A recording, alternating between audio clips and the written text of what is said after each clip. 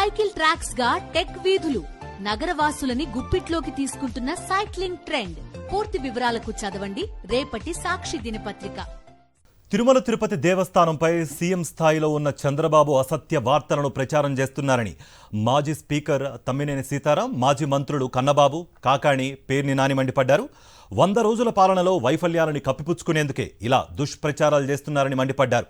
చంద్రబాబు నీచ రాజకీయాలకు ఇది నిదర్శనమన్నారు. లడ్డూలో కల్తీ జరిగిందని చెప్పి నీతి రాజకీయాలు మీరు చేస్తున్నారు. ఇదేం రాజకీయం? ఇది మీరు నమ్మి విశ్వసించి మీరు అపాయింట్ చేసేటువంటి యువే చెప్తున్నారు ఇక్కడ కల్తీ జరగలేదు అని. అలాంటిది మీరు ఎలా చెప్తారు? And what authenticity you are speaking like this? Tirumala Tirupati body ఇదేంటి? ఇండిపెండెంట్ అటానమెంట్. దానికి మించిన శాంక్టిటీ, పవిత్రత ఏ దేవాలయానికి లేదు. అలాంటిది మీరు ఎలా చెప్తారు? ఇది మీ 100 రోజులు మీరు చేస్తున్నటువంటి కార్యక్రమాలని పక్కకి తిప్పడం కోసం మీరు డైవర్ట్ చేశారు.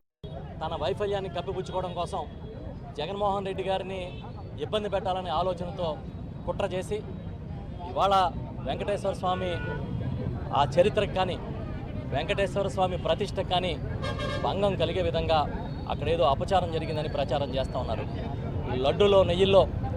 ఆ లడ్డూలో వినియోగించే నెయ్యిలో జంతు కొవ్వులు కలిశాయని సాక్షాత్తు ముఖ్యమంత్రిగా ఉన్న వ్యక్తి తప్పుడు ప్రచారం చేయడం అనేది ఈ దేశంలో ఆ హోదాలో ఉన్న ఏ నాయకుడు చేయలేనంత దిగజారుడు రాజకీయం అని చెప్పి మేము భావిస్తూ ఉన్నాం. ఎందుకంటే సాక్షాత్తు యువ గారు చెప్తా ఉన్నారు, మేము కలపలేదు, రిజెక్టెడ్గా చేసి 4 ట్యాంకులు వెనక్కి పంపించామని. మరి ఎప్పుడు కలిశాయంటాడు? పోనీ కలిశాయనంటే ఎప్పుడు కలిసినాయి? మీరు అధికారంలోకి వచ్చిన తర్వాత కలిశాయి.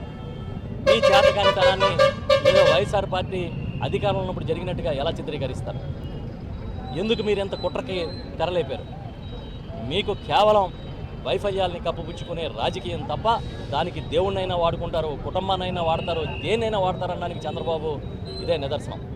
తిరుమల తిరుపతి దేవస్థానానికి అప్రతిష్ట కలిగించేటువంటి విధంగా, స్వామివారి వైభవానికి భంగం కలిగించేటువంటి విధంగా ఈరోజు తెలుగుదేశం పార్టీకి సంబంధించినటువంటి నాయకులు, సాక్షాత్తు ముఖ్యమంత్రిగా ఉన్నటువంటి చంద్రబాబు నాయుడు గారు, దానితో పాటు కూటమికి సంబంధించినటువంటి పవన్ కళ్యాణ్ గారి దగ్గర నుంచి బీజేపీ పార్టీకి సంబంధించినటువంటి నాయకులు అందరూ తీవ్రమైనటువంటి దుష్ప్రచారానికి ఈరోజు పూనుకుంటున్నటువంటి నేపథ్యంలో తిరుమల తిరుపతి వెంకటేశ్వర స్వామిని దర్శించుకొని జగన్మోహన్ రెడ్డి గారు సాక్షాత్తు స్వామి చంద్రబాబు నాయుడు నోటుకుండా వస్తున్నటువంటి అపవిత్రమైనటువంటి మాటలకి ప్రాయశ్చిత్తంగా మేము మీ దగ్గరకు వచ్చాం, పూజలు నిర్వహించాం అని చెప్పుకోవడానికి వెళ్ళాలి అంటే దాన్ని నిరోధించి ఎన్నడూ లేనటువంటి విధంగా ఒక రాక్షస పాలనని, దేవుడి దగ్గరికి వెళ్లి స్వేచ్ఛగా స్వతంత్రంగా పూజ చేయించుకునేటువంటి, దేవుని దర్శించుకునేటువంటి అవకాశం కూడా కల్పించకుండా ఈరోజు చంద్రబాబు నాయుడు దిగజారుడుతనానికి ఈరోజు వెంకటేశ్వర స్వామిని చివరికి రాజకీయ లబ్ధి కోసం ఉపయోగించుకునేటువంటి స్థితికి దిగజారిపోవడం దురదృష్టకరమైనటువంటి విషయం.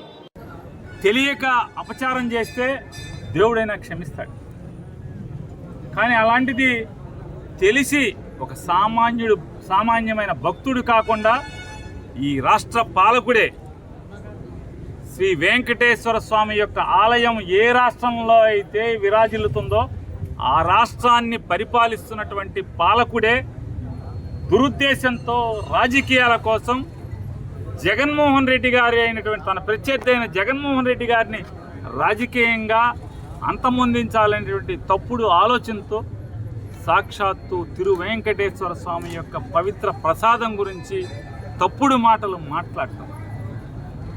మాట్లాడుతూ దేవుడు కూడా పాపుల యొక్క నోరు శుద్ధి చేసినట్టుగా ఇవాళ చంద్రబాబు నోరు కూడా మెల్లగా శుద్ధి అవుతూ వస్తుంది.